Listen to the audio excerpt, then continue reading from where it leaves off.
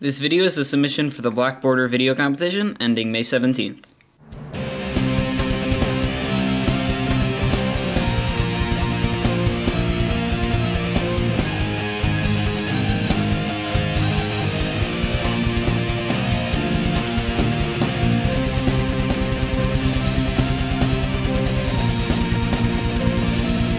Hello everybody, this week as Alara Reborn has so quickly encroached upon us and standard tourneys around the world commence, we're gonna start this season by making some predictions on what's gonna happen in standard and the deck evolution of what I plan to take to regionals next week, as well as a note on the show's new structure. So let's draw.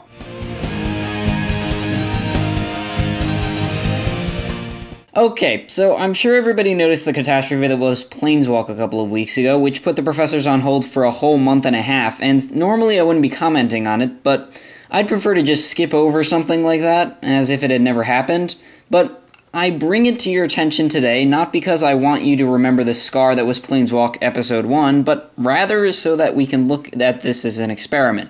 An experiment crage of an experiment it was, but an experiment at that. And while this experiment costs a lot of resources at that, I believe once we get it off the stack, we can make the show great. The primary issue was that beginning, a minute-long monologue.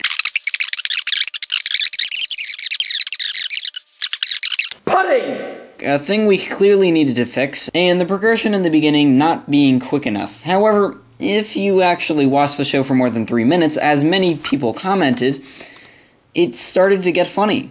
Stupid funny, relationally funny, and at high point even witty. Still, we needed a way to make the show funnier, to segue and cross between subjects, to make a universal connection. So I present to you, in its newer, shorter, wittier fashion, Planeswalk Episode 2.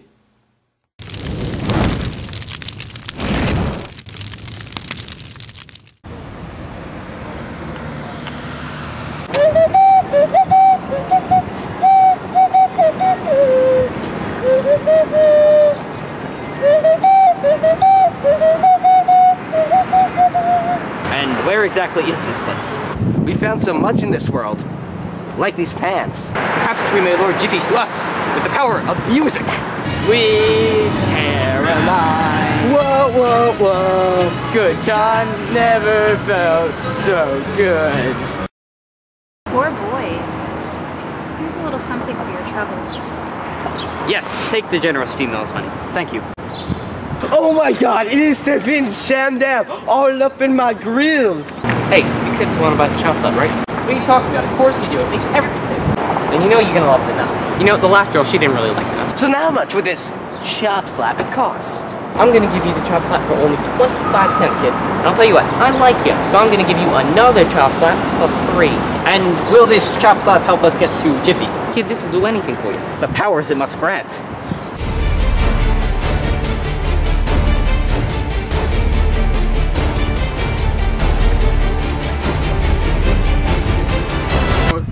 Yeah, come on, catch up. Yeah. No, Cooper.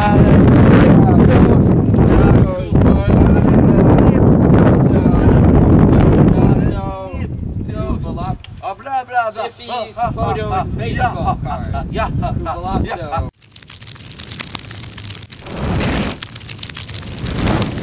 Over the last few weeks, I'm sure you've noticed Alara Reborn has brought on the greatest changes to Standard in a long time. It brought on some great new decks like Jund Beats and Hasty Blading with Jund Hackblade, Bituminous Blast, and Bloodbraid Elf.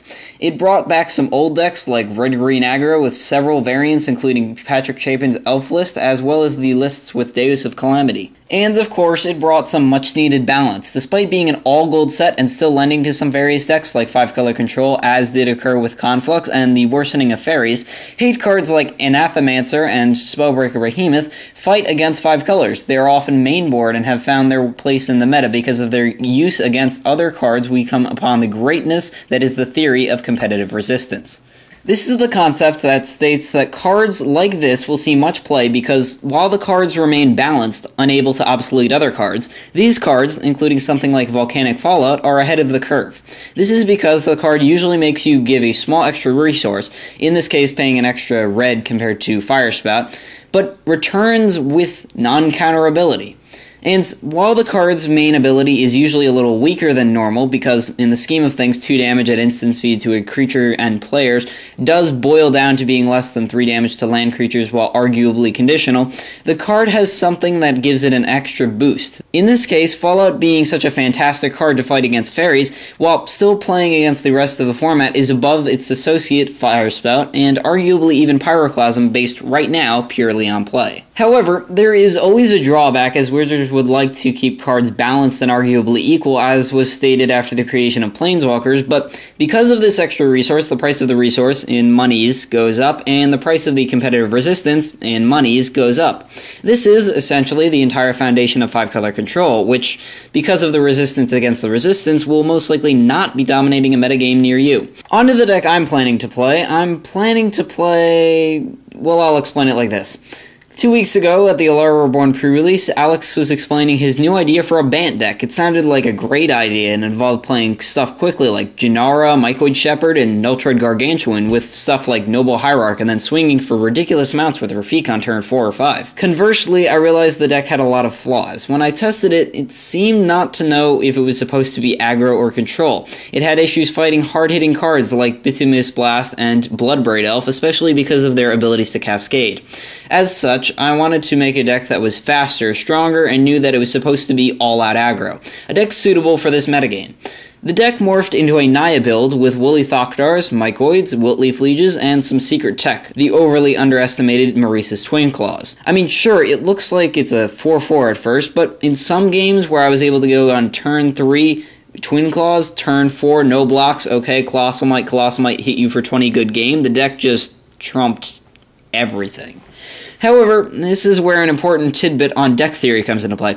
The fact is the metagame as it stands right now is not dominated by any particular deck. Most matchups are 50-50 before and after sideboard, and thus depend on the player's play, style, skill, and of course a little bit of luck. As such, decks you play have a couple of options. Are you control, aggro, or combo? Furthermore, what colors do you like to play? And importantly, how many choices do you want to make in your game? Do you want the only choice to be keeping the opening hand, as in the case of red-green aggro decks? Do you want to make some choices, but not an unnecessarily large amount, as in the case of black-white tokens? Or are you a total control freak that wants the game of Magic to be an advanced and complex world, which you can only dream of mastering? Well, no matter the case, this metagame has the deck for you, as all metagames should. And speaking of the black-white tokens deck, it would appear as if that's the deck I've decided to play on regionals. Unlike the red-green decks, I don't feel like the only choice I get to make is mulliganing or not. While I would have preferred 5-color control for its allowance to make the game totally your own based on simply the skill test, I don't believe 5-color control can make the impact it did before, because, well, the competitive resistance is a little less good. Rock's Warmonk gets beaten by Mycoid Shepherd and creatures that run out too quickly, and thus is not fast enough for a 4th turn play against the red decks. Fairies aren't nearly as popular, and bigger creatures are becoming more prevalent, particularly with the inclusion of Pumps and Zealous Persecution, so Volcanic Fallout isn't as good, and a whole bunch of cards good against but not good for 5-color control that run out fast enough to fight its plays a turn behind are actively making deck lists. So, what is the best deck, and what deck is the deck you should play? We'll go further into that next week, after regionals, but until next time, this is Anthony Palmerio, tapped out for now, but we'll on tap soon.